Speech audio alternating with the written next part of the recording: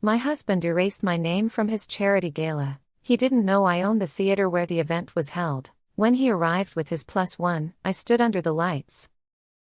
My name is Audrey Langford. I am 41 years old. The moment I'm about to describe arrived on an ordinary Tuesday afternoon in late September. It proved once again that the worst earthquakes begin with the smallest tremors. I was in my office at the Aurora Theater, reviewing the budget proposal for our winter season. My phone lit up with a text message that would unravel 15 years of my life. The message was from Elise Mercer, my husband Nathan's younger sister. It was the kind of question that seems innocent until you realize it's standing on top of a trapdoor. Text from Elise: Audrey, I hope this isn't awkward, but I need to ask. Nathan told us you decided not to come to the gala because of work commitments. I understand you're busy, but I really hoped you'd be there. It would mean so much to me. I read it once, then again, then a third time. Each word sharpened into focus like stage lights coming up after intermission. What gala? My hands went cold despite the warmth of the September sun streaming through my office windows.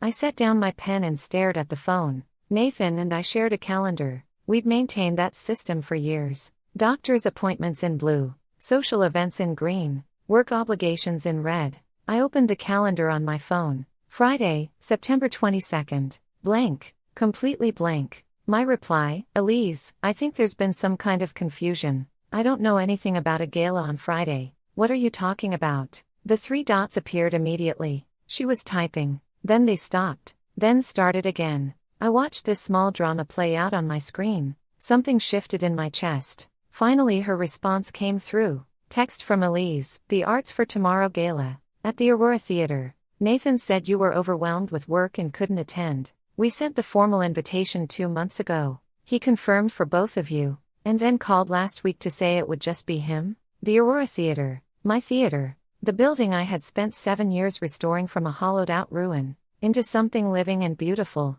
The venue where Elise's charity gala was happening in 4 days. The space I had personally approved for her event at a drastically reduced rate. And Nathan had erased me from it. I want you to understand something about that moment. It wasn't anger I felt first. It was vertigo. The sensation of standing on solid ground that suddenly reveals itself to be nothing but painted canvas. 15 years of marriage, and my husband had simply deleted me from an event at my own theater. Not our theater. Mine. He still thought it belonged to the city. To understand how this betrayal was possible, I need to take you back to where Nathan and I began. But first I need to finish this conversation with Elise. Her next message made everything worse. Text from Elise: Audrey, Nathan also mentioned you'd been arguing about the theater, taking up too much of your time. He made it sound like attending the gala would be difficult for you emotionally. Is everything okay? That single message made the walls of my office feel smaller. My name erased from an event I had helped create.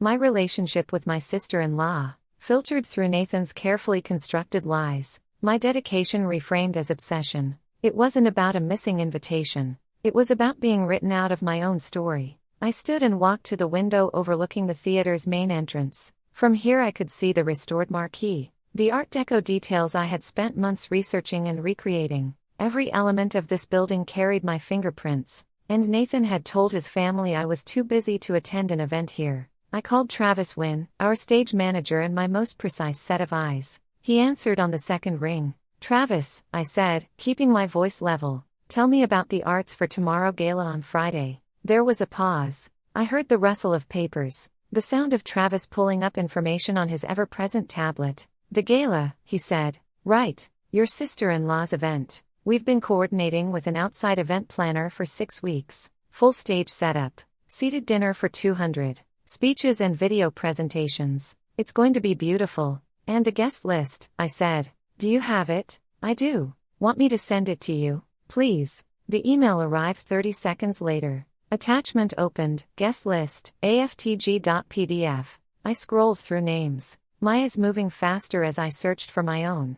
Donors, board members, Elise's colleagues from the school where she taught, Nathan's co-workers from the nonprofit foundation where he managed finances, and there at table 7, beside Nathan Mercer. My slot was reduced to a designation, guest of Nathan Mercer, anonymous and replaceable, as if the person in that chair did not warrant a name. Travis, I said carefully, when did Nathan confirm the final guest count? Let me check. A pause. Last Tuesday, he called the event planner directly and said there had been a change. Originally it was Nathan and Audrey Mercer at table 7. He changed it to Nathan Mercer plus guest. Plus guest. I closed my eyes and leaned against the window frame. In 4 days my husband would walk into my theater with someone else. Someone whose name he wanted to keep flexible and anonymous. He would do it in front of his family. In front of donors and community leaders. Thank you, Travis, I said. I'll talk to you later. Audrey, he said, and there was something careful in his voice.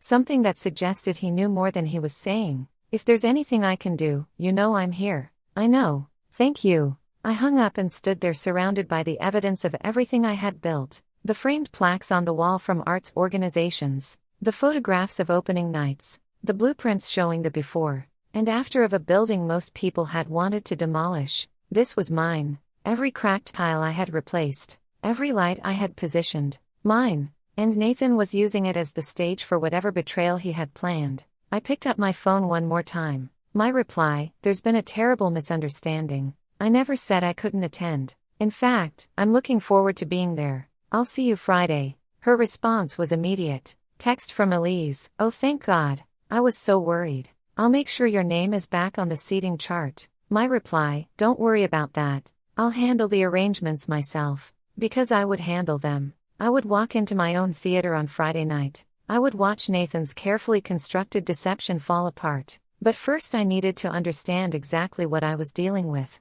I needed a name for that +1, and I would get it before Friday.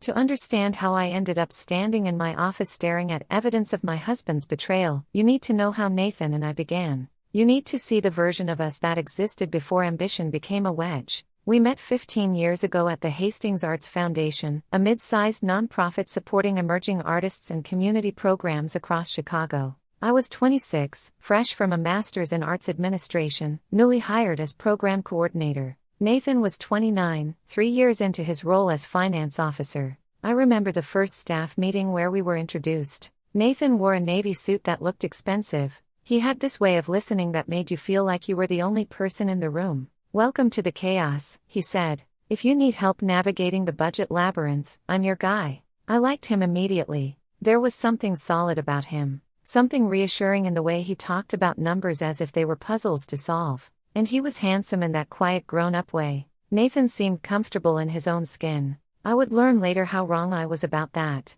Our first project together was a grant proposal for a youth theater program. I handled the program design and community outreach. Nathan built the budget models and financial projections. We worked late in the foundation's office ordering takeout and arguing about whether we could afford assistant instructors. One night after we'd finally submitted the proposal at 11:45, Nathan looked at me across the conference room table. You know what I love about you?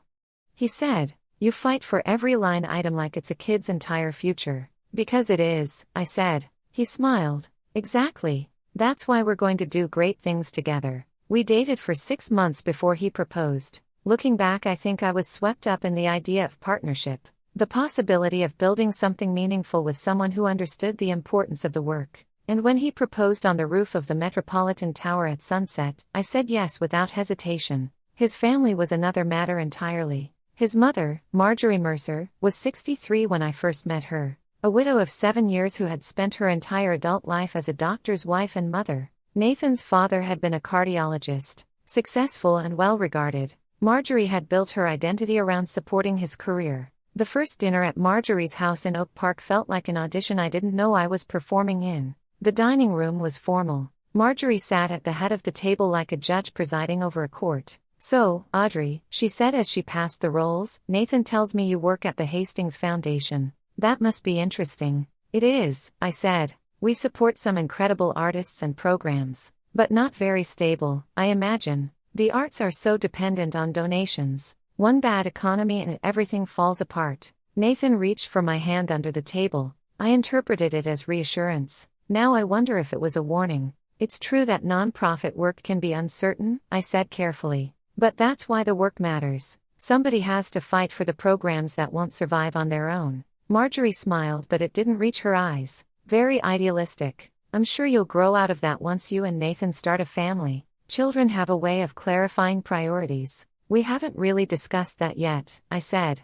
Well, she replied, cutting her chicken with precise movements, I hope you won't wait too long. Nathan would make a wonderful father, and of course a woman's most important role is raising the next generation. Nathan said nothing. He squeezed my hand again and changed the subject. I told myself it didn't matter, that Marjorie was from a different generation. But over the next 15 years Marjorie's disapproval would seep into our marriage like water damage. The early years of our marriage were good, or I thought they were. We bought a small house in Logan Square. We hosted dinner parties for other young nonprofit professionals. We made love and made plans and made each other laugh. Nathan still worked at Hastings. I moved to a larger arts foundation with a bigger budget. I was happy. I thought he was too. But there were signs I didn't see. Like the way Nathan introduced me at foundation events. This is my wife, Audrey. She works in arts administration too. Never this is Audrey Langford who just secured a $2 million grant. Just my wife who also works in the field.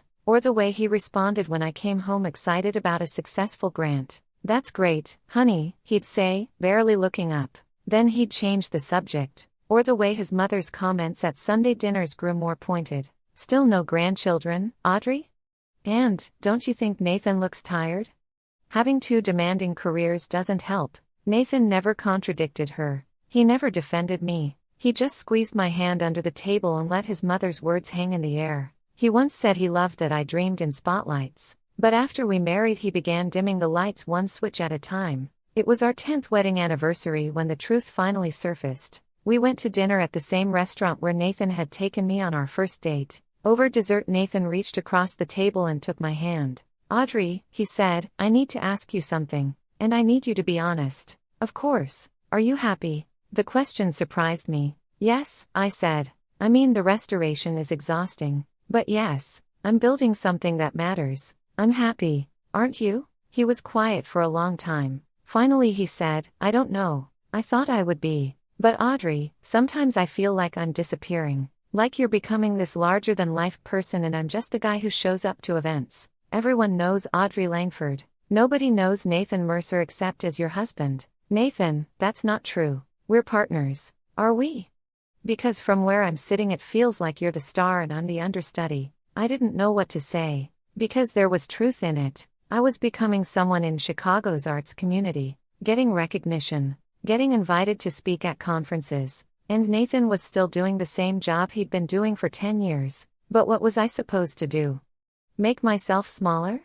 Dim my light so his wouldn't look so faint? I love you, I said, because I didn't know what else to say. I know, he replied. But I'm not sure that's enough anymore. That conversation ended with promises to do better. But the truth is we both knew something had fundamentally shifted. Nathan had revealed that my success felt like his failure. The anniversary dinner was 3 years ago. 3 years of increasing distance. Of Nathan spending more time with his family and less with me. Of Sunday dinners where I felt more like an intruder. 3 years of him slowly building a narrative that cast him as the long-suffering spouse and me as the career-obsessed wife. 3 years of me not seeing that the man I married had decided I was the problem. And now 15 years after we'd begun I was standing in my office discovering that Nathan had erased me from an event at my own theater. The betrayal had been building for years. I'd just been too busy restoring something beautiful to notice. 3 years later, that private story would meet its first audience, and the room would be full.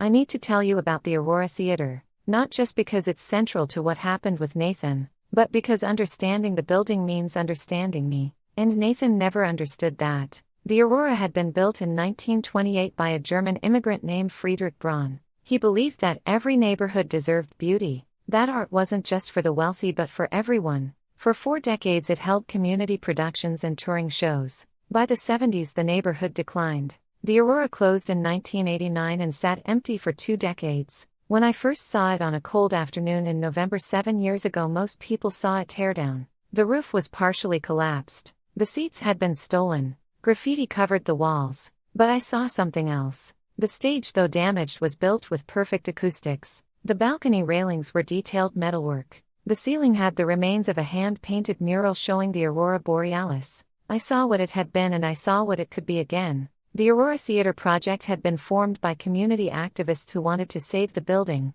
They had enough funding to buy it from the city for $1. But nowhere near enough to restore it. They hired me. Nathan knew about the job offer before I accepted it. I talked through the decision with him over several long evenings. It would mean less money. It would mean long hours and constant stress. It would mean my reputation tied to a project that might fail. But it would also mean the chance to create something from nothing. What do you think?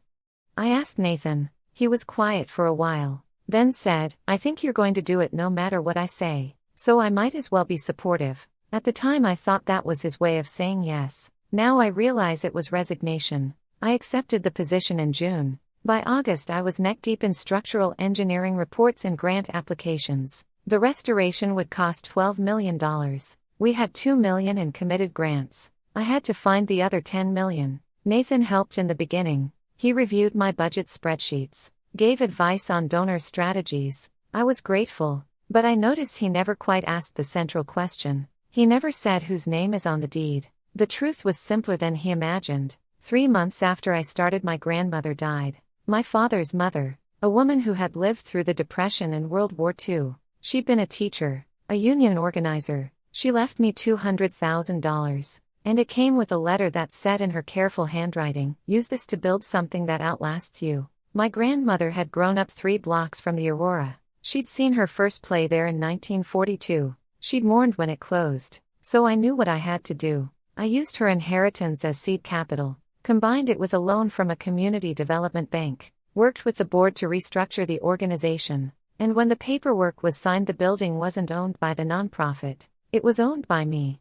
Audrey Langford. Personally, the Aurora Theater project became the operating entity running the artistic programs, but the building itself belonged to me. The nonprofit ran the art. I owned the walls. He never asked whose name was on the deed. I told Nathan about the inheritance. I told him I was investing it in the Aurora, but I never explained the ownership structure, and he never asked. The restoration took 5 years. 5 years of construction delays and budget crises. 5 years of learning about load-bearing walls and acoustic engineering. 5 years of showing up to Sunday dinner covered in dust. Marjorie hated it. That I had chosen to spend my inheritance on a building instead of on her grandchildren. That I was consumed by work she saw as frivolous. At one dinner about 2 years into the renovation, Marjorie said, Audrey, don't you think it's time you and Nathan started a family? We're focused on the theater right now, I said. The theater, she repeated. Buildings don't love you back. You're wasting your best years on bricks and mortar. Nathan said nothing. He just ate his pot roast and let his mother's words settle like dust. Each cracked tile I replaced felt like a wound healing. But while the building stood taller, our marriage began to sink. The Aurora reopened in May 5 years ago with a production of A Raisin in the Sun. The opening night was sold out. The Tribune called it a resurrection. I stood in the back that first night watching the audience. I felt something I'd never felt before. Pride, yes. But also completion. Nathan was there that night. He sat beside me. When the audience stood for the curtain call, he stood too. But he didn't reach for my hand. He just clapped politely and left as soon as the applause ended. The theater's success grew. We expanded our season from 6 shows to 12. We launched an education program. We started commissioning new work. We became an anchor institution. And with each success, Nathan retreated further. He stopped asking about the theater. When I came home excited about a grant or a sold-out show, he'd say that's nice and change the subject. When I invited him to opening nights, he'd find excuses. When his mother asked about my work, he'd say Audrey's busy with her project. 3 years ago, the Aurora won the Chicago Architecture Foundation's Award for Historic Preservation. The awards ceremony was at the Cultural Center. Black tie. Attended by all the major players. Nathan showed up 40 minutes late. He stood at the back during my acceptance speech. And when I looked for him afterward, he was already in a cab heading home. I called him from the reception. Where are you? I said. Home, he said. I have a headache. Nathan, this was important to me. I know. Congratulations. His voice was flat, empty of anything that sounded like pride. That night I lay in bed beside him pretending to sleep.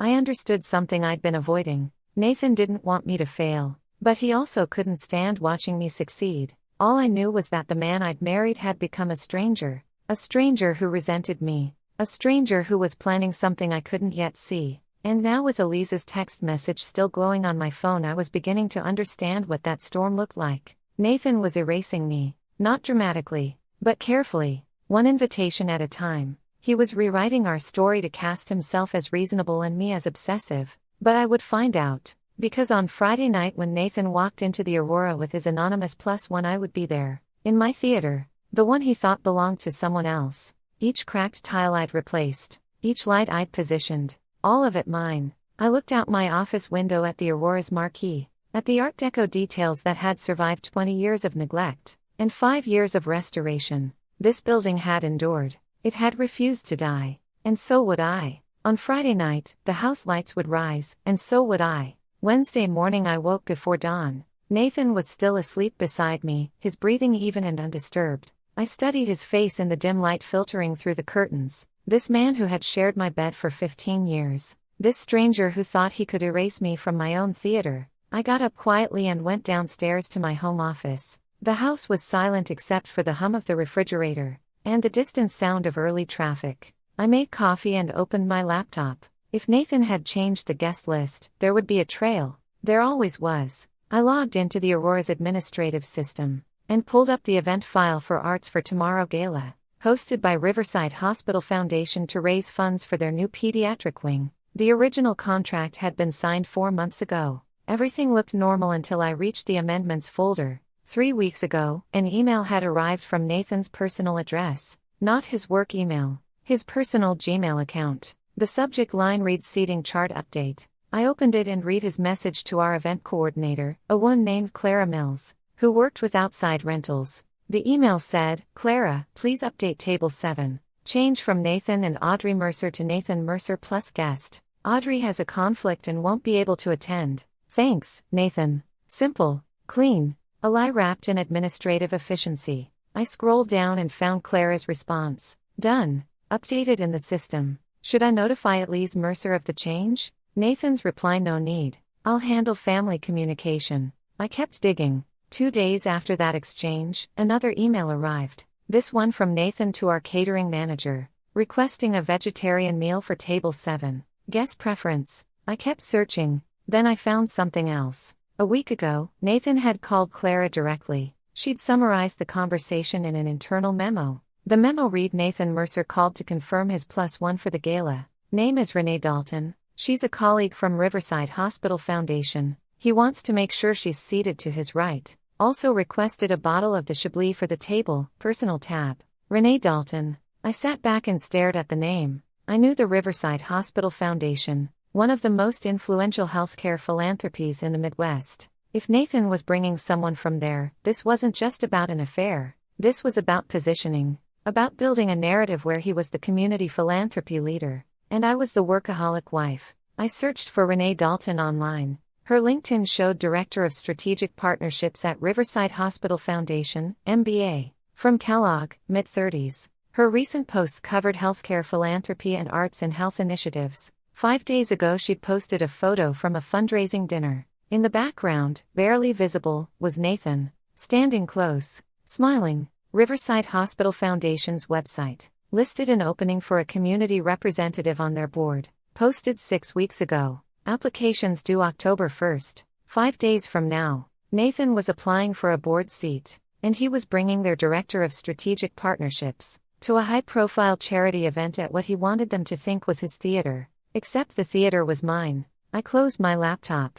The pieces were fitting together. Nathan was building a professional identity separate from me. One where he was the connected one, the influential one, and I was the obstacle he needed to remove. My phone buzzed. Elise texted me, Audrey, I'm so glad you'll be there Friday. Can we have lunch today?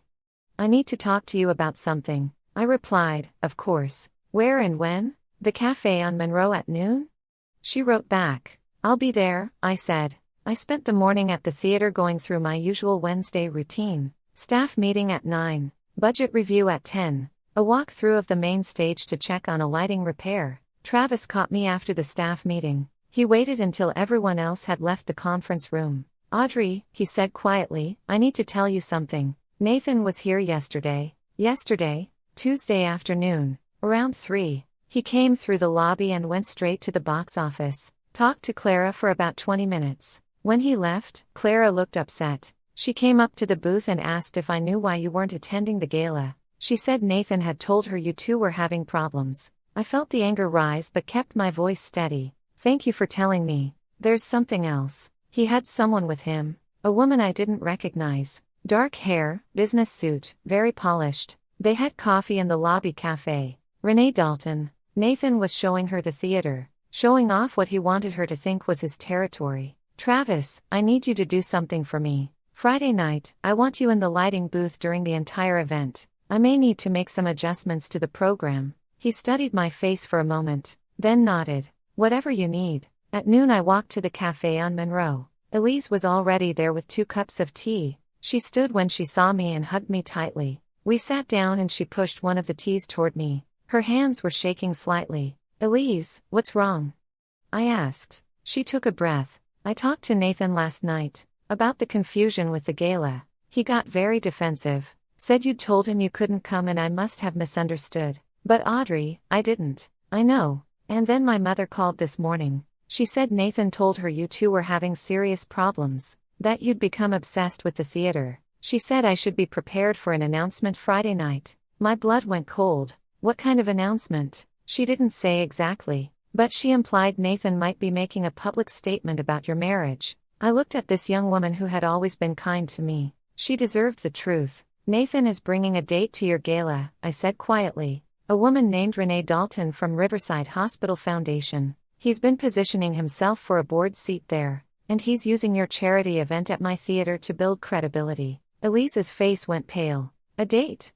Nathan is bringing another woman to my event? Yes, but that's using my charity as cover. Oh God, Audrey, I had no idea. I know you didn't. This isn't your fault. What are you going to do? I took a sip of tea. I'm going to attend the gala. I'm going to be gracious and professional. And I'm going to make sure everyone knows who actually owns the Aurora Theater. Elise reached across the table and took my hand. I'm so sorry. You've always been good to this family and we've treated you terribly. Not you. You've always been kind. What can I do to help? Just don't tell Nathan we talked. Let Friday night unfold naturally. She nodded. If you need anything, you tell me. This is my event and your venue. I don't want Nathan using it to humiliate you. He won't, I said. I promise you that. The afternoon passed in a blur of phone calls and paperwork. I approved the final menu. I reviewed the seating chart. I confirmed the lighting cues with Travis. At 6 o'clock Nathan called my cell phone. I let it ring 3 times before answering.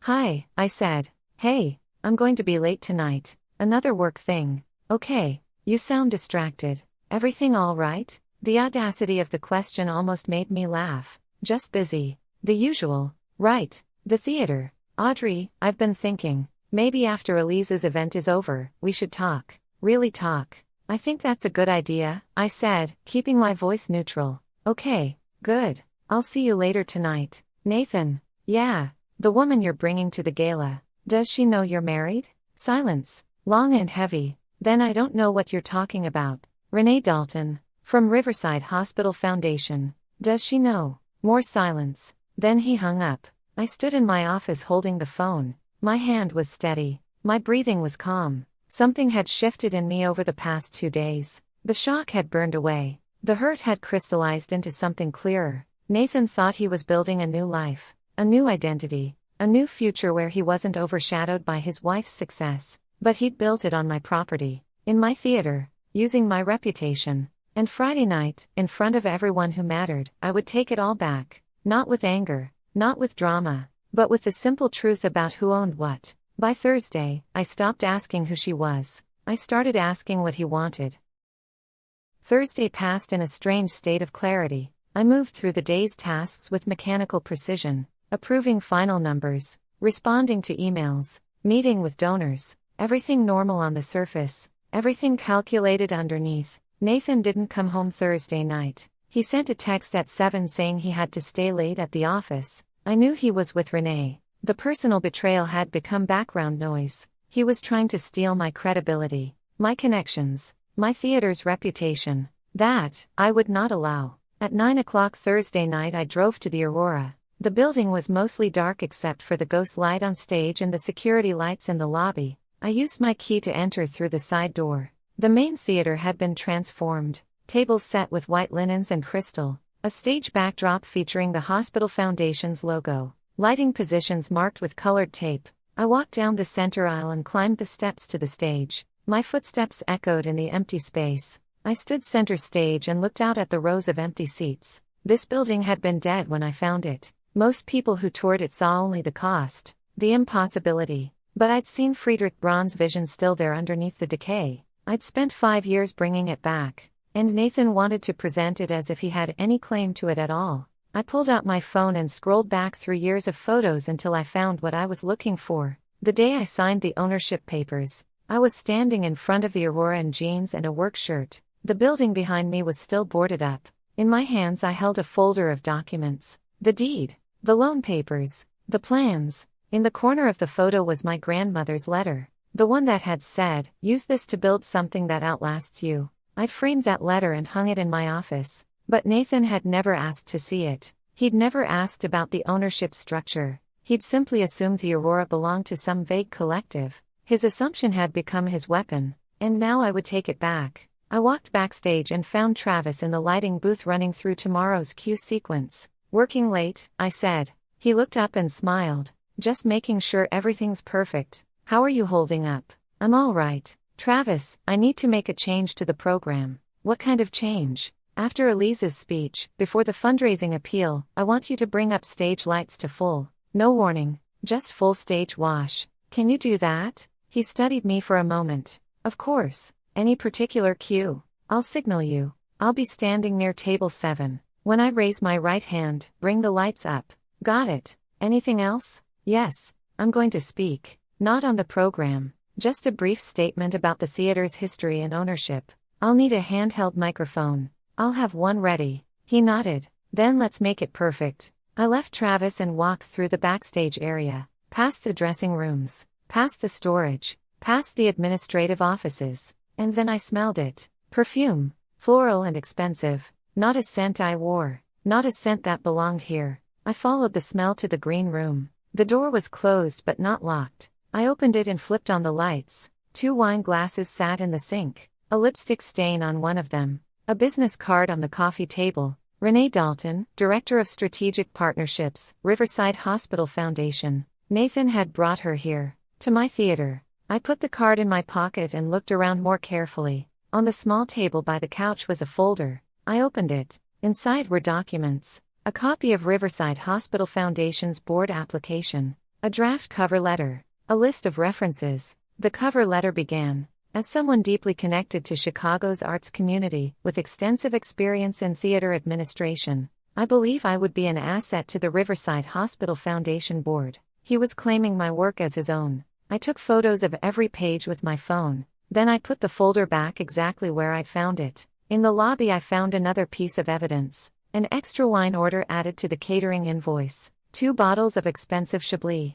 charged to Nathan Mercer's personal account. The caterer's note read, "Per Mr. Mercer's request, deliver bottles to table 7 before service begins." He was hosting, acting as if this were his event, his venue. At midnight I stood alone in the center of the empty theater. The ghost light cast long shadows. The building settled around me with small sounds. This theater had survived 20 years of abandonment. It had survived because I'd refused to let it die. I thought about my grandmother, about her belief that some things were worth building even when the cost seemed too high. She'd left me money to build something that would outlast both of us. Not a private fortune, but a theater, a public space. Nathan had never understood that choice. But tomorrow night, he would understand. I walked back to the lighting booth where Travis was still working. "Travis," I said, "one more thing. Tomorrow night, when I give the signal, I want you to put a spotlight on table 7. Just for a moment. Consider it done. Thank you for being loyal to this theater." He smiled.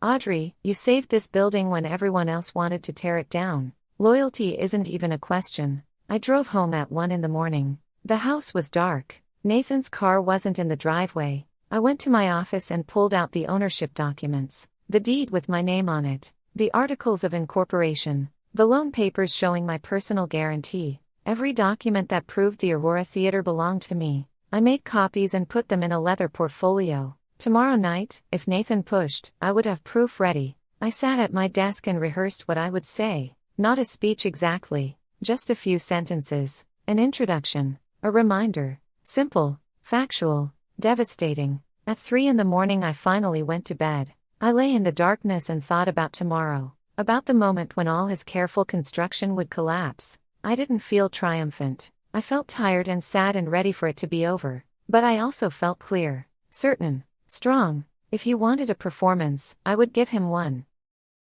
Friday arrived with perfect autumn clarity. I woke early to an empty house. Nathan had sent a text at 4 a.m. saying he'd stayed at a hotel. I spent the morning at the theater overseeing final preparations. The catering team arrived at 10. The florists at 11. The technical crew ran through their cues one last time. At 2 o'clock I went home to dress. I chose a midnight blue dress that I'd bought for the Architecture Awards ceremony 3 years ago. The one Nathan had barely noticed. Simple but elegant. I wore my grandmother's pearls. The ones she'd worn in 1942. The night she'd seen her first play at the Aurora. I looked at myself in the mirror and saw a woman who owned a theater. A woman who had built something beautiful. A woman who would not be erased. Nathan came home at 4:30. He looked startled to see me dressed and ready. "You're going," he said. "Of course. It's Elise's event. Why wouldn't I? I thought you had that work conflict." I resolved it.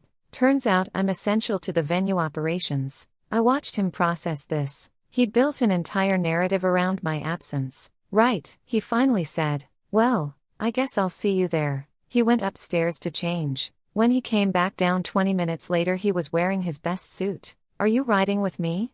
he asked. "No, I need to arrive early. Venue owner responsibilities." "Audrey." He stopped at the door. "I don't know what you think you know, but tonight is important for Elise. Can we just get through it without drama?" "I'm not the one creating drama, Nathan. I'm just attending an event at my theater." He flinched, then left without another word. I waited 10 minutes, then drove to the Aurora alone. The building looked magnificent. The marquee was lit. The lobby glowed through the glass doors. Valets were setting up stations. A red carpet ran from the curb to the entrance. I parked in my reserved spot and entered through the administrative entrance. Travis found me in the lobby. "Everything's ready," he said. "Stage lights programmed. Microphone on standby. Spotlight position for table 7. "Thank you." Guests began arriving at 6:30. I positioned myself near the entrance where I could watch. Early arrivals were Elise's colleagues. Then came the donors. Board members from the hospital foundation. People with money and connections. Marjorie arrived at 6:45. She wore a silver dress and swept into the lobby like she owned it. Her eyes scanned the room and landed on me. I watched her face register surprise, then confusion. She hadn't expected me to be here. She walked over slowly. "Audrey, what a surprise. Nathan said you had a work conflict." "I did, but I resolved it. This is my theater, after all." "Your theater?" "Yes, I own the building. Didn't Nathan tell you?" Her face went pale. "No, he implied that you were involved with it, but not that you owned it." "Well, now you know." Elise appeared beside her mother. She looked beautiful in a coral dress. Her face lit up when she saw me. "Audrey, you're here."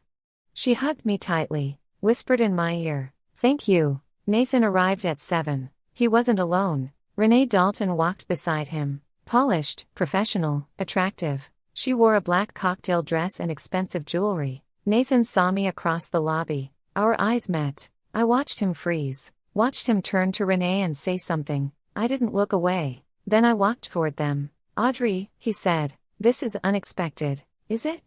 "This is my theater." Renee stepped forward and extended her hand. "Hi, you must be Audrey. I'm Renee Dalton from Riverside Hospital Foundation. Nathan has told me so much about you." I shook her hand. "Has he? What exactly has he told you?" She glanced at Nathan. "That you're very dedicated to your work. That you've been involved with the Aurora Theater." "Involved? I suppose that's one way to put it. I own it. I bought the building 7 years ago. Spent 5 years and $12 million restoring it. I'm not involved with the Aurora. I am the Aurora." The lobby had gone quiet. People were watching, listening. Renee's face registered genuine surprise. "Oh, Nathan, you didn't mention that." "It's complicated," Nathan said quickly. "It isn't," I said. "My name is on the deed." Marjorie had joined us. "Nathan, what is she talking about?" "Mother, not now." "No, Nathan. Now." I kept my voice level. "You told your family I couldn't attend because of a work conflict.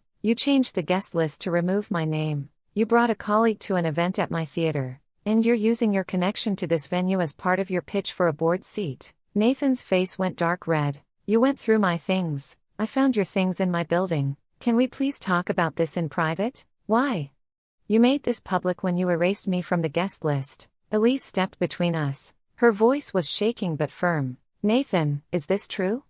Did you remove Audrey from my guest list? He didn't answer. Answer me, she said. You don't understand, he finally said. Audrey's work has been consuming her for years. She's been impossible to live with. I was trying to protect the family. I looked at him across the small space between us. Nathan, I said quietly, I didn't choose the theater over our marriage. You chose resentment over partnership. The lobby was completely silent. Then Marjorie spoke. Her voice was different, smaller. Nathan, did you tell me Audrey was the reason you don't have children? He didn't answer. If you lied about that too. Marjorie's voice broke. Audrey, I owe you an apology I can never adequately make. I believed my son's lies. I treated you abominably. I was wrong. Renee Dalton stepped away from Nathan. I need to leave. I didn't know. He told me you were separated. I'm sorry. She walked away quickly. Nathan started to follow her but Elise caught his arm. No, Elise said. You stay. You sit through my event. You watch what Audrey built. And then you leave. The lobby lights flickered. The signal that the program was beginning. Guests moved toward the theater. The moment broke apart. I walked into the theater and took my seat. Not at table 7. At the back. At the table reserved for theater staff. Where I belonged. The program began. Elise gave her speech about the pediatric wing. About children who needed care. She was eloquent and genuine. Then came the fundraising appeal. The hospital foundation director outlined the needs. Asked for pledges. The numbers mounted quickly. And then I stood. Walked to the stage. I raised my right hand. Travis brought up the lights exactly as we'd rehearsed. Full stage wash. A brief spotlight touched table 7. Then I took the microphone. Good evening, I said. I apologize for the interruption. But I wanted to speak about this building. The Aurora Theater was built in 1928 by Friedrich Braun, an immigrant who believed every neighborhood deserved beauty. For 40 years it served this community. Then it closed. Sat empty. Was scheduled for demolition. I paused. Let my eyes sweep the audience. Found Nathan at table 7. Sitting alone now. 7 years ago I bought this building, I continued. I used my grandmother's inheritance. Took out loans. Spent 5 years restoring it. I did this because I believe some things are worth saving. I held up the recorded deed document, the physical proof. This deed has my name on it. Mine alone. And tonight I want to pledge $100,000 to Elise's campaign. Because this theater exists to serve the community. The audience erupted in applause. I handed the microphone back and walked off stage. As I passed table 7, Nathan looked up at me. His face was empty. Defeated. I kept walking. Back to my table. The rest of the evening passed in a blur. More speeches. More pledges. The total reached $2 million. Elise cried with joy. Marjorie sat silent. Nathan left before dessert. After the program ended, after the guests had left, I stood alone on the stage one more time. Travis found me there. That was extraordinary, he said. It was necessary. What happens now? Now the lawyers handle the divorce. And the theater endures. I looked out at the empty seats. At the architecture I'd saved. At the space I created. Nathan had tried to claim it. To use it. To present it as his own. But the theater had never been his. It had been Friedrich Braun's. Then my grandmother's dream. Then my work. And now it would continue. I walked off the stage and turned off the ghost light. The lights came up on him at last, and there was nowhere left to hide. I woke Saturday morning to silence. The kind of silence that feels permanent. Nathan's car was not in the driveway. His side of the closet was empty. The bathroom counter held only my things. He'd come home sometime after I'd fallen asleep. Packed quickly. Left without a word. I made coffee and sat at the kitchen table looking out at the backyard. The October light was clear and cold. The leaves on the maple tree had turned deep red. Everything looked exactly the same. Everything had changed. My phone had 17 missed calls. 12 text messages. I didn't read them yet. I just sat with my coffee and the silence and the strange lightness in my chest. Relief. That's what it was. Not triumph. Not satisfaction. Just relief that the truth was finally visible. Around 10 o'clock, Elise called. I answered on the third ring. Audrey, she said, and her voice was thick with emotion. Are you all right? I'm all right. I'm so sorry. For last night. For everything. I had no idea Nathan was planning to. I never would have. She stopped, took a breath. Can I come over? Not today, I said gently. I need some time alone. But thank you for asking. Okay, I understand. But Audrey, I want you to know something. What you did last night, standing up there and just telling the truth, that took courage. Real courage. It took necessity, I said. But thank you. After we hung up, I read through the text messages. 3 were from Elise, 2 from Travis asking if I needed anything, 1 from a board member at the Aurora congratulating me on the successful event, 5 from numbers I didn't recognize, nothing from Nathan, nothing from Marjorie. I showered and dressed and drove to the Aurora. The building was quiet on Saturday mornings. No staff, no rehearsals, just the building itself breathing in the autumn light. I used my key and walked through the empty lobby. Someone had already cleaned up from the gala. The tables were gone, the stage backdrop removed. The space returned to its essential self. I walked down the center aisle and stood on the stage, looking out at the empty seats, 500 of them, each one a witness to last night's revelation. I thought about Friedrich Braun, about standing in this same spot 97 years ago when the theater opened, about believing that every neighborhood deserved beauty, about building something meant to outlast him. He died in 1946, never saw the theater's decline, never knew it would sit empty for 20 years, never knew that someone would buy it and bring it back. But he'd built it well enough to survive. That was the point. You build something strong enough to outlast your own failures, strong enough to be worth saving. I sat down in the front row and looked at the stage, at the space where I'd stood last night holding the deed, at the place where Nathan's careful fiction had finally collapsed under the weight of simple truth. My phone rang. A Chicago number I didn't recognize. I answered. Ms. Langford. This is Janet Reeves from the Tribune. I was at the gala last night. I'm working on a story about historic preservation in the Aurora Theater. Would you be willing to talk? Not today, I said. But you can call my office on Monday. We can set something up. Of course. Thank you. And Ms. Langford. What you've done with that building is remarkable. After I hung up, I sat in the quiet theater for another hour. Just sitting, just breathing, just being in the space I'd saved. On Monday morning, I met with my attorney. Marcus Webb had the divorce papers ready. Nathan had already retained counsel. His lawyer had called Friday evening before the gala even ended. He's not contesting anything, Marcus said. He knows he has no claim to the theater. He's asking for a clean split of joint assets. No alimony, no drama. Good, I said.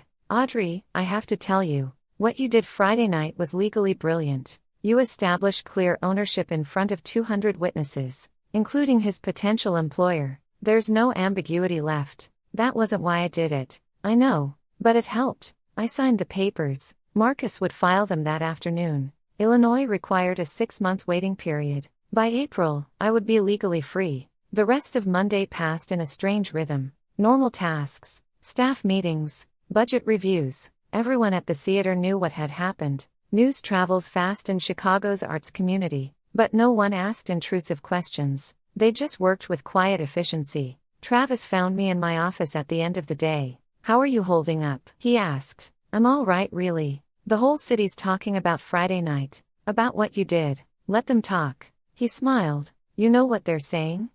They're saying you're the woman who owns her own theater, and isn't afraid to prove it. They're saying the Aurora has the strongest director in Chicago. I'm just someone who told the truth, I said. Yeah, he replied. That's exactly what makes you strong. That week, I didn't hear from Nathan. I didn't hear from Marjorie. The silence from that corner of my life was complete. But I heard from others. The Tribune article ran on Wednesday. It was a beautiful piece about historic preservation, and the importance of protecting cultural landmarks. The writer interviewed me, included quotes from the original 1928 dedication, mentioned that I'd pledged $100,000 to the pediatric wing. Nathan's name appeared nowhere in the article. Thursday afternoon, I received a letter, not an email, an actual letter on Riverside Hospital Foundation letterhead. I opened it in my office. Dear Ms. Langford, it began. On behalf of Riverside Hospital Foundation, I want to thank you for your generous donation to Arts for Tomorrow Gala. Your support of our pediatric wing will directly impact the lives of children who need specialized care. Additionally, I want to express our appreciation for the Aurora Theater's role in hosting such a meaningful event. Your commitment to both the arts and community health Exemplifies the kind of partnership we value most. With gratitude, Margaret Miller, Executive Director. I folded the letter and put it in my desk drawer. A letter thanking me. Not Nathan. Me. Friday evening, exactly 1 week after the gala. I walked through the Aurora during a performance. We were running a new production of Our Town, the same play my grandmother had seen here in 1942. I stood in the back of the theater and watched the actors on stage, watched the audience lean forward in their seats, watched the old building do what it was built to do. Hold stories, create space for shared experience, prove that beauty matters. The theater would survive my divorce, would survive Nathan's betrayal, would survive all of it, because the building was stronger than any one person's drama. I built something that would outlast me, just like Friedrich Braun, just like my grandmother hoped, and that, I realized, was enough. Spring came slowly to Chicago. By late March, the trees along the streets near the Aurora were beginning to bud. The city was shaking off winter, getting ready for something new. The divorce was finalized on April 15th, a Tuesday. I went to court alone, signed papers, listened to a judge declare that my marriage to Nathan Mercer was legally dissolved, walked out of the courthouse into bright spring sunshine. It took 20 minutes, 15 years reduced to a procedural formality. I drove to the theater and went back to work. There was a production meeting at 2, a donor dinner to plan for May, a grant application due at the end of the month. Life continued. Nathan, I learned through the quiet channels of Chicago's nonprofit world, had withdrawn his application to Riverside Hospital Foundation's board. The official reason was personal circumstances. The real reason was that no one wanted to be associated with the man who'd tried to claim credit for his wife's theater. He'd also left his position at the Hastings Arts Foundation,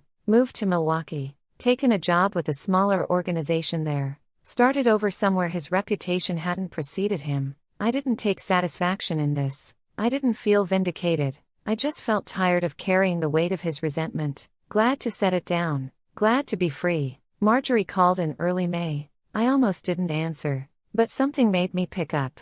Audrey, she said. Her voice was smaller than I'd ever heard it. I know I have no right to ask this, but I wondered if we could meet for coffee. Why? Because I owe you an apology. A real one. Not just words in a lobby. A conversation. I met her the following Saturday at a cafe in Oak Park. She was already there when I arrived. She'd aged in the past 6 months. The lines around her mouth were deeper. Her hands shook slightly as she lifted her cup. Thank you for coming, she said. I sat down across from her and waited. I spent 15 years being cruel to you, Marjorie said, because you represented everything I was afraid of. A woman who chose ambition over domesticity, who built something instead of just supporting someone else's building, who refused to be small. She stopped, took a breath. I told myself I was protecting my son, she continued, that you were the problem, that if you just tried harder to be a traditional wife, everything would be fine. But the truth is, Nathan was the problem, and I enabled him. I poisoned him against you because it validated my own choices. I know, I said. You deserve better. From him, from me, from all of us. I looked at this woman who had made so many Sunday dinners unbearable, who had questioned every choice I made, who had aligned herself with her son's resentment. I appreciate the apology, I said, but I don't know if we can have a relationship. Too much has happened. I understand, she said. I just needed you to know that I was wrong. Completely wrong. And what you built with the Aurora, that's extraordinary, Audrey. That's the kind of legacy most people only dream about. We finished our coffee, talked briefly about Elise, who was expecting her first child in July, about the theater's upcoming season, about neutral things. When we parted on the sidewalk, Marjorie hugged me. A real hug, not the stiff, obligatory embraces from years of holiday dinners. Thank you, she said, for being bigger than I was. I watched her walk away, felt something shift in my chest. Not forgiveness exactly, but release, letting go of the need for her approval I'd carried for so long. 2 weeks later, Elise threw a small celebration at the Aurora. Just close friends, a few colleagues, Travis and the theater staff. A quiet gathering to mark new beginnings. Elise was 6 months pregnant and glowing. She stood in the center of the lobby and raised a glass of sparkling cider. To Audrey, she said, for teaching me that women don't have to be small. That building something beautiful is worth the cost. That telling the truth, even when it's hard, is always the right choice. Everyone raised their glasses. I felt the warmth of genuine affection, of community built not on family obligation but on respect and shared values. After everyone left, I walked through the theater one more time. The evening performance had just ended. The audience had filed out. The actors had taken their bows. The building was settling into its nighttime quiet. I stood on the stage and looked out at the empty seats, thought about all the performances that had happened here over 97 years, all the stories told, all the shared moments of beauty and meaning. Tomorrow there would be another performance, and another after that. The theater would continue, would keep creating space for art and community and all the things that make life bearable. I'd saved this building because I believed some things were worth fighting for, worth investing in, worth refusing to let die. And in saving the building, I'd saved myself, had proven that a woman could own something, build something, claim something as her own and refuse to be erased. The Aurora Theater was mine. My name was on the deed. My vision had brought it back to life. My refusal to be diminished had protected it, and no one could ever take that away. I walked to the stage manager's booth where Travis was running through the post-show checklist. He looked up when I entered. "Another good house tonight," he said. "Yes," I agreed. "Another good house." "You know what I realized?" Travis said. "This building survived because you saw something everyone else missed. You saw that it was worth saving. That's a gift, Audrey. Seeing value where others see only decay." "I learned it from my grandmother," I said. "She taught me that beautiful things are worth fighting for." I walked back through the building one last time, checked the locks, set the alarm, stood for a moment in the quiet lobby looking at the restored details, the brass fixtures, the painted ceiling, the marble floors. Then I stepped outside and locked the door behind me. The marquee lights were still on, bright against the spring darkness, announcing tomorrow's performance, promising that the theater would be here, would endure, would continue to create space for stories and beauty and shared human experience. I stood on the sidewalk looking up at the building I'd saved, at my theater, my vision, my proof that some things are worth the cost of protecting them. The lights came up every night, would come up again tomorrow, would continue long after I was gone, because that's what you build when you refuse to let beautiful things die. You build something that outlasts you, something that proves that truth and persistence and the refusal to be erased are stronger than any betrayal. I walked to my car, drove home through the quiet streets, went to bed in a house that was finally, completely my own, and slept better than I had in 15 years.